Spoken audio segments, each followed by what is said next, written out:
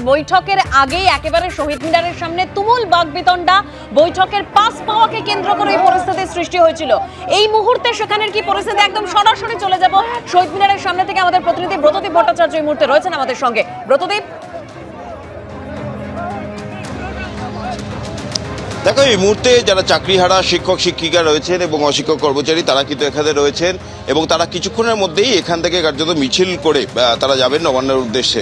দেখতেই পাচ্ছ প্রত্যেককে এই ধরনের কার্ড দেওয়া হয়েছে। যারা যোগ্য রয়েছেন, যাদের আজকে এই বৈঠকে থাকার কথা, তাদের কার্ড দেওয়া হয়েছে। কিন্তু সেই কার্ড নিয়েই কিন্তু একটা বাদ বিতণ্ডা, একটা অশান্তির পরিস্থিতি তৈরি হয়েছিল। তার থেকে একটি শুনে নেবো এই গন্ডগোলটা কি কারণে হলো। আমরা এই কর্মসূচিতে আগেই ঘোষণা করেছিলাম যে সুপ্রিম কোর্টের রায় অনুযায়ী যারা আমরা আনটেন্টেড আছি, অর্থাৎ যোগ্য প্রার্থী হিসাবে আছি, একমাত্র মুখ্যমন্ত্রীর সঙ্গে আমরা তারাই দেখা করব। কিন্তু আজকে ঠিক 4:30-র দিকে যারা অযোগ্য প্রার্থী তারা এখানে এসে আমাদেরকে হামলা করে। তাদের বক্তব্য হচ্ছে যে আমরা ওই কর্মসূচিতে অংশগ্রহণ করব, কিন্তু আমরা আগেই বলেছিলাম যে এটা কোনো মতেই সম্ভব নয়।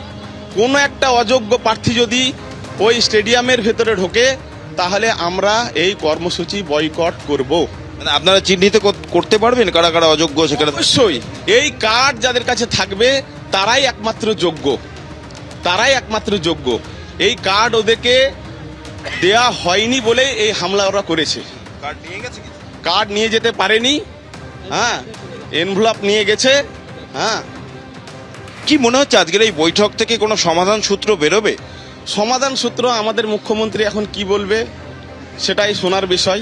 যেহেতু রাজ্যের প্রধান হিসাবে আছেন উনি, ডেকেছেন, যাচ্ছি, দেখব কি বলেন। আমরা তো চাইবই, আমরা যে চাকরিতে বহাল ছিলাম, আগের অবস্থায় ছিলাম, সেই রকম অবস্থায় আমরা থাকতে চাই। এই যে কার্ড আপনারা নিয়েছেন, যারা যোগ্য প্রার্থী বলছেন, এই কার্ড কি আপনারাই দিলেন? কোথা থেকে পেলেন এই কার্ড? এটা আমাদের নেতৃত্ববৃন্দ আছে, এরাই ওএমআর বেস করে যারা কাগজপাতি দেখে, অ্যাপয়েন্টমেন্ট লেটার দেখে আমাদেরকে এগুলা দিয়ে ফেলায়। আপনারা যোগ্য প্রার্থী হিসেবে তাহলে কতজন যাচ্ছেন আজকে, সেই সংখ্যাটা কিছু চিহ্নিত করেছেন? প্রায় 19,000 সামথিং আমরা যাচ্ছি।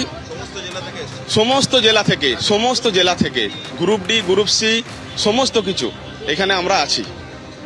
অর্থাৎ শুনতেই পারলে এই যে কার্ড, এই কার্ড তারা নিজেরাই আয়োজন করেছেন এবং তাদের বক্তব্য যারা যারা যোগ্য রয়েছেন প্রত্যেককেই কার্ড দেওয়া হয়েছে, কিন্তু যারা অযোগ্য তাদেরকে মানে বৈঠকের আগেই একটা বাকবিতণ্ডার পরিস্থিতির সৃষ্টি হলো একেবারে সেই বৈঠকের পাস পাওয়াকে কেন্দ্র করে, যেরকম আমরা অভিযোগ শুনছিলাম।